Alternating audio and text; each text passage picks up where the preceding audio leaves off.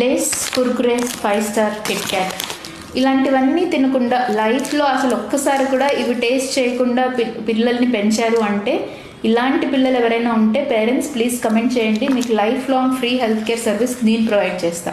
ఇంత కాన్ఫిడెంట్గా ఎందుకు చెప్తున్నాను అనుకుంటున్నారా? ఐ కెన్ బెట్ యూ 99.9% పిల్లలు కానీ ఎవ్వరూ ఇది టేస్ట్ చేయకుండా ఉండలేరు.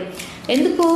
మనమైతే చిన్నప్పుడు మంచిగా వేరుశనగ పప్పులు, బెల్లము, సున్నుండలు ఇలాంటివన్నీ తిని పెరిగాము. మరి మన పిల్లలకి ఎందుకు 10 రూపాయల చెత్త లేసి తినిపించి పెంచుతున్నాం?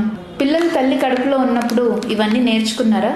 ఎవరు పిల్లలు వినట్లేదు అంటే దానికి ఎవరు responsible? As parents definitely we're responsible.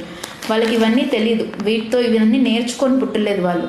And ఇవి మ్యానుఫ్యాక్చరింగ్ చేసే వాళ్ళకి ఎలాగో బుద్ధి లేదు, గవర్నమెంట్కి ఎలాగో రెస్పాన్సిబిలిటీ లేదు.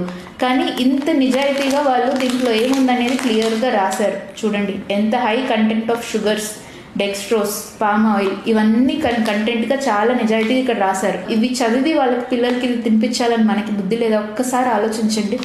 ఇలాంటి పిల్లల్ని పెంచి పెద్ద చేస్తే వాళ్ళ ఫ్యూచర్ హెల్త్ ఎలా ఉంటుంది? మీరేదో పిల్లలకి కోట్లు సంపాదించాల్సిన అవసరం లేదు. ఈ మధ్యన కావాల్సింది పిల్లలకి ఒక హెల్త్ అనేది is wealth. Half of the పీపుల్కి 40 years రాకముందే డయాబెటీస్, హైపర్ టెన్షన్, థైరాయిడ్ లేని ఇల్లు లేదు. So please parents